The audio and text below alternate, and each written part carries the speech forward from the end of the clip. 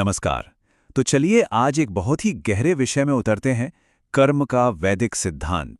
ये सिर्फ एक शब्द नहीं है, बल्कि एक पूरी व्यवस्था है, एक ऐसा प्राचीन नजरिया जो हमें ये समझने में मदद करता है कि इस ब्रह्मांड में हमारी जगह क्या है और हमारे हर काम का मतलब क्या है।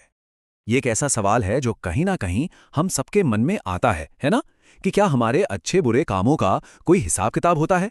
क्या इस यूनिवर्स में वाकई कोई न्याय या व्यवस्था जैसी कोई चीज है? वेद कहते हैं हाँ, बिल्कुल है। तो सबसे पहले ये समझना जरूरी है कि वैदिक नजरिए से ये पूरा ब्रह्मांड ही क्रिया पर, एक्शन पर आधारित है। जैसा कि कहा भी गया है, कोई भी एक पल के लिए भी बिना कर्म किए रह ही नहीं सकता। तो कर्म से भागना कोई ऑप्शन नहीं है, बल्कि सही कर्म करना ही असल रास्ता है। और यहीं से जन्म होता है कर्मवाद के सिद्धांत का। ये एक तरह का कॉस्मिक लॉ है जो कहता है कि हर एक्शन का एक रिएक्शन होता है, हर क्रिया का एक फल होता है। और यहां बात सिर्फ फिजिकल एक्शन की नहीं हो रही है, बल्कि उसके पीछे की नीयत यानी इरादा, वो सबसे ज्यादा मायने रखता है।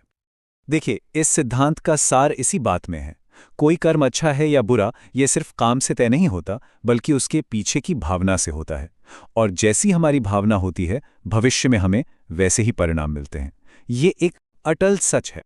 अच्छा, तो अब सवाल ये उठता है कि ये कर्म का नियम आखिर काम कैसे करता है। यहीं पर ऋत का कॉन्सेप्ट सामने आता है, जिसे कर्म के सिद्धांत की नींव माना जाता है। ऋत को आप एक तरह से इस पूरे यूनिवर्स का ऑपरेटिंग सिस्टम समझ सकते हैं। ये कर्म से भी पुराना एक शाश्वत नियम है जो सूरज के उगने से लेकर हमारे नैतिक फैसलों तक हर चीज को एक सिस्टम में बांधता है। यह सृष्टि का वो अदृश्य बैलेंस है जो न्याय को पक्का करता है। तो मतलब साफ है, जब हमारे काम इस कॉस्मिक सिस्टम यानी ऋत के साथ तालमेल में होते हैं, तो उनका नतीजा भी अच्छा ही होता है। ऋत के हिसाब से चलना ही हमें सही रास्ते पर रखता है और एक तरह से पुरस्कृत करता है।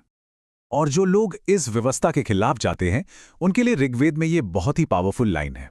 इसका मतलब है कि इस कॉस्मिक लॉ से कोई बच नहीं सकता। ये एक बिल्कुल न्यायपूर्ण और अटल व्यवस्था है।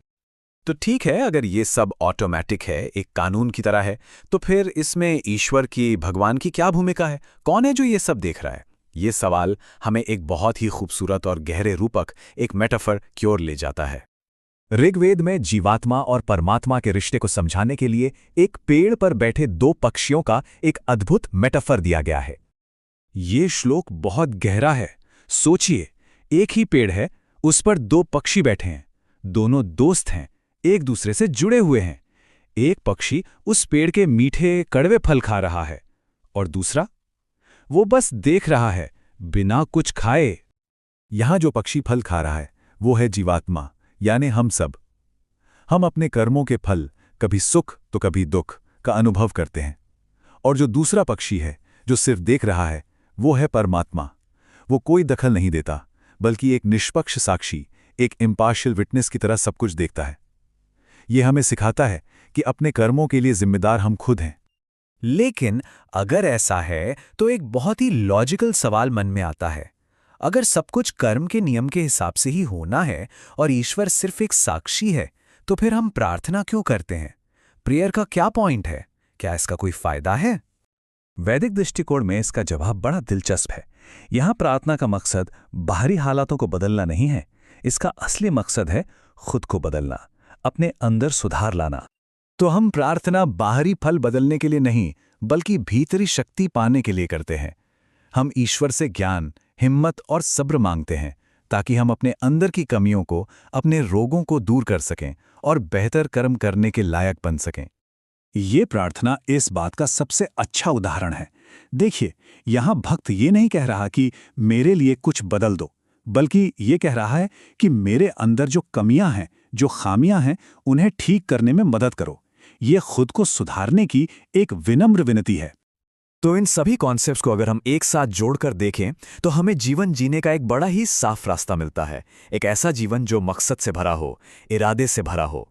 इसे एक 4 स्टेप की गाइड की तरह समझ सकते हैं। पहला, ये समझें कि कर्म का नियम सबके लिए बराबर और निष्पक्ष है। दूसरा, ये महसूस करें कि एक दिव्य साक्षी हमेशा मौजूद है।